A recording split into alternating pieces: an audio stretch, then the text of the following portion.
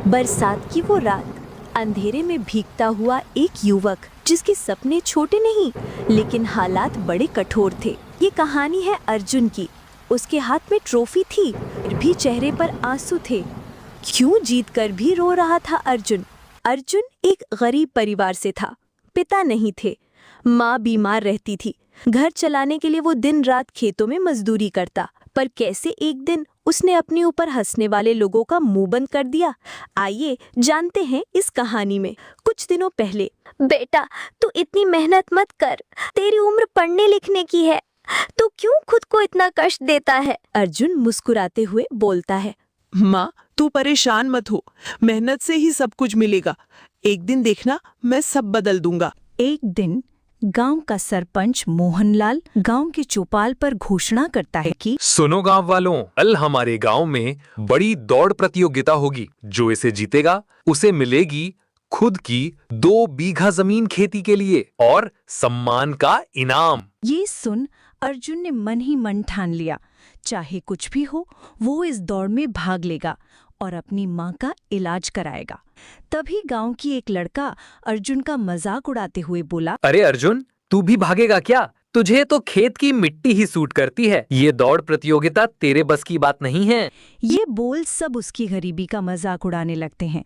अर्जुन चुपचाप ये सब सुन रहा था, लेकिन अर्जुन को क्या पता था, ये दौड़ उसकी जिंदगी हमेशा के लिए बदल देगी। शाम को अर्जुन अपने मालिक के पास जाता है और बोलता है, मालिक, क्या कल मुझे छुट्टी मिल सकती है? क्यों, क्या काम पड़ गया तुझे? वो मालिक, कल गांव में दौड़ प्रतियोगिता है ना, मैं उसमें शामिल होना चाहता हूँ, इसलिए मैं कल खेत नहीं आ सकता। ओह अच्छा, अब समझा।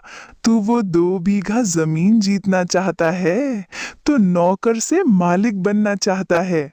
जा बन जा मालिक, मैं तेरी हमेशा के लिए छुट्टी करता हूँ। अब कभी मेरे खेत पे काम करने मत आना। अर्जुन अपने मालिक को बहुत समझाता है, पर वो उसकी कोई बात नहीं सुनता। रात को अर्जुन बैठे बैठे यही सोच रहा था कि अब उसके लिए ये दौड़ प्रतियोगिता न सिर्फ अपने माँ के इलाज के लिए जरूरी है, बल्कि उसकी 2 वक्त की रोटी के लिए भी जरूरी हो चुकी है। अगले दिन बारिश हो रही थी, पर दौड़ प्रतियोगिता की तैयारियां भी शुरू हो जाती हैं। लोगों को यकीन था कि अर्जुन ये दौड़ हार जाएगा, लेकिन अर्जुन ने खुद से वादा किया था, चाहे हारूं पर पूरी ताकत से दौड़ूंगा। दौड़ शुरू हो जाती है।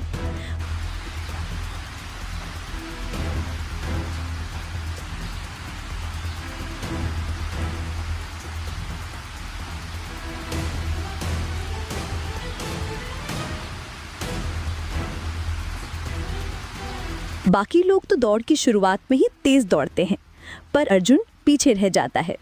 लोग चिल्लाते हैं, देखा, कहा था ना ये हार जाएगा, इसके बस की कुछ नहीं है।